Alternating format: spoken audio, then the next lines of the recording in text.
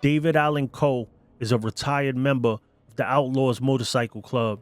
He was with the Outlaws MC chapter in Louisville, Kentucky, but was also well known for riding with the Outlaws in Florida. Coe's path to country music stardom was difficult. Born on September 6, 1939 in Akron, Ohio, he came from a broken home. Because of his early antisocial attitude, he was sent to a reform school in Michigan when he was 9 years old. Coe spent most of his youth in several similar facilities. Every time he was released, he managed to do something to get incarcerated again. His early crimes included possession of burglary tools and car theft. Eventually, at the age of 20, Coe began a series of prison terms in the Ohio State Penitentiary. During one of these, he killed a fellow inmate who made a homosexual advance towards him. Despite a possible self-defense motive in the incident, Coe was sentenced to death. While on death row, he was reunited with his foster father, who had also been convicted of murder. Coe had found the time during his various prison terms to learn to play the guitar, and he and his foster father occupied themselves by writing songs. Before their sentences could be carried out, Ohio repealed the death penalty and Coe's term was commuted to life. Thus reprieved, he began to take an even greater interest in his music and was allowed to perform for his fellow inmates. This constructive activity made the parole board look favorably upon Coe, and they freed him in 1967. He headed straight for Nashville, Tennessee. He slept in his old car and sang and played for food.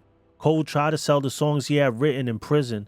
His lyrics reflected his experiences and were often seen as too raw and harshly realistic for country music. Even so, he was soon signed to the small SSS label and released his debut album, the aptly titled Penitentiary Blues. It was not a popular success, but it received favorable notice from many music critics.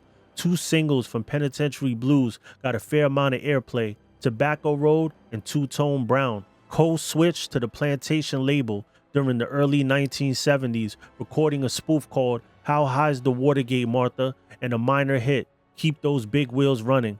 But he received his first major attention when other artists began recording his compositions. Many famous country singers had gradually began adding Coe's songs to their albums or performing them in concerts. When his Would You Would Lay With Me in a Field of Stone was selected for one of Tanya Tucker's albums, the tune became a huge hit for the young Tucker in 1973, and major record companies noticed its composer. One such company was Columbia Records, which asked Coe for some demo tapes. Satisfied with what he provided, Columbia signed him, and Coe released his first major album, The Mysterious Rhinestone Cowboy, quickly followed by The Mysterious Rhinestone Cowboy Rides Again.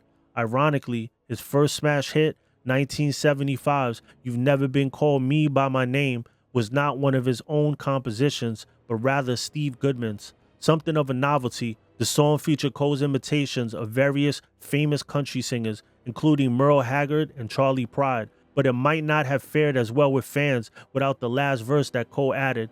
Apparently, Goodman had told him that You Never was the perfect country song. Coe allegedly replied that Goodman had left out several elements essential for making that claim: getting drunk, rain, prison, trains, trucks, and mama. So Coe threw them all into a final verse, which described being drunk while driving his pickup truck through the rain to get his mother, who had just gotten out of prison. Unfortunately, he arrives to find out that she has just been run over by a train. Cole's follow-up hit was a 1976 Long-Haired Redneck, which satirized the trials of a performer whose image does not fit the public expectation of what a country singer should be. Though he released other singles during the late 1970s, such as Willie, Waylon, and Me, and If This Is Just a Game, perhaps one of the greatest triumphs is when Johnny Paycheck recorded his composition, Take This Job and Shove It.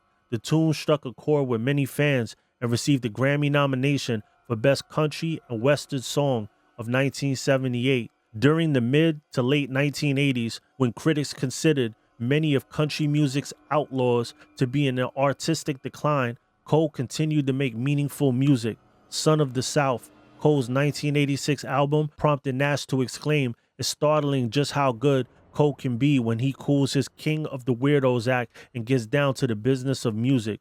She went on to praise the songs Love Is a Never Ending War in cold turkey. But Cole appeared to return to his usual eccentricities with the following years A Matter of Life and Death. The album cover featured a photograph of his dead father in his coffin, wearing a shirt advertising one of his son's concert tours. Nevertheless, Nash was pleased with this album too, citing especially the song Child of God.